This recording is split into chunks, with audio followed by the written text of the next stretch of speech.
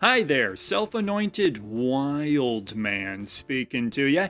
And when I'm not drinking water or compulsively washing my hands, I like to break the rules.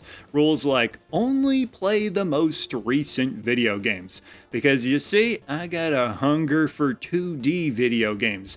And it's a hunger that can't be satisfied by just the offerings of more recent consoles. Though I'll still chomp on those too. But I need to go back a ways to really scratch that itch when making 2D games was synonymous with making video games in general. Nothing weird about it, and the most brilliant minds in the industry would all create them.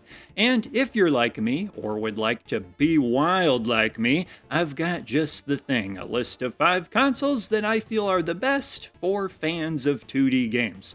Starting with one of the more obvious ones, the Sega Genesis, a console that naturally benefits from just about every single game being made for it being 2D. So, as long as enough of those games are actually good, which they are, it makes the Genesis an obvious choice for this list.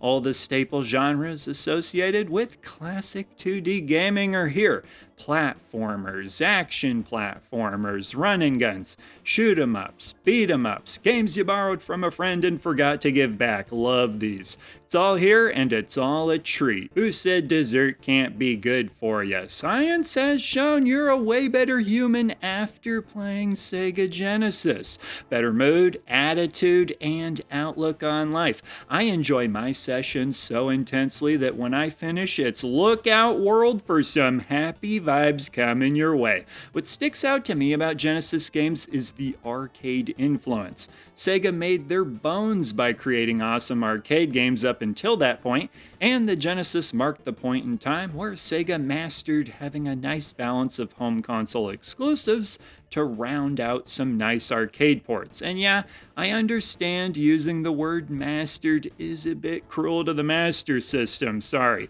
If you look at the most popular games for the Genesis, there were a ton of games that could only be played on that system.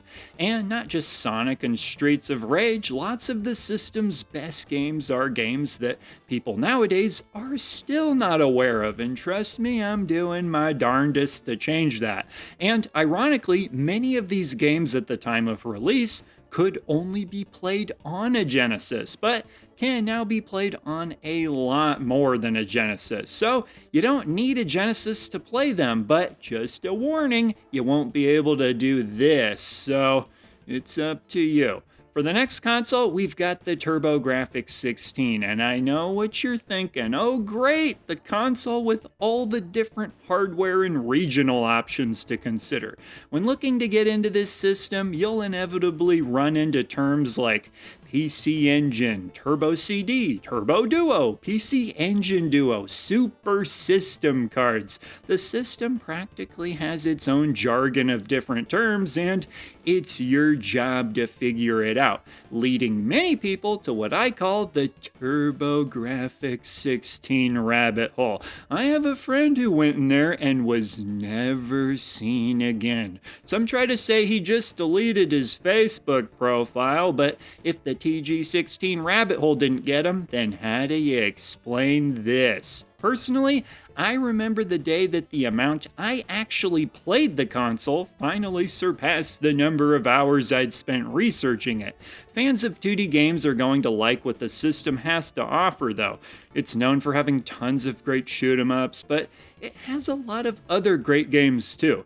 The Bonk games and Castlevania Rondo of Blood are some of my personal favorites, but as for the shoot 'em ups, there's a lot to enjoy. I've always found this genre especially approachable. During this console generation, the scoring mechanics usually weren't very complicated for shoot 'em ups, and most games can be played with your standard blast everything in sight and don't get hit mindset. And you know, by far the most common complaint I see people have about shoot 'em ups is that they're too difficult. But come on, if you're a retro gamer, difficulty likely isn't something you're scared of. Things like microtransactions or a game not having a physical copy are what scare you.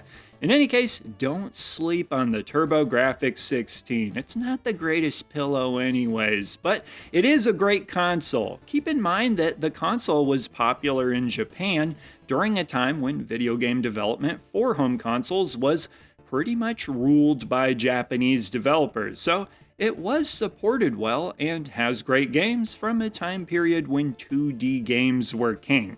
Alright, now before we get to the next console, quick little question for you. Have you ever had moments where you thought to yourself, darn it, my life kinda sucks? Well, I've got just the thing for you, and it's called the Super Nintendo, home to some of video game history's most beloved, well-aged, and brilliant video games. And the best part, they're all 2D games, plus Star Fox, and a few others, but 2D rules on this system. Not to mention, this was a time when Nintendo consoles had great third-party support in addition to their own output, something that hasn't always been true.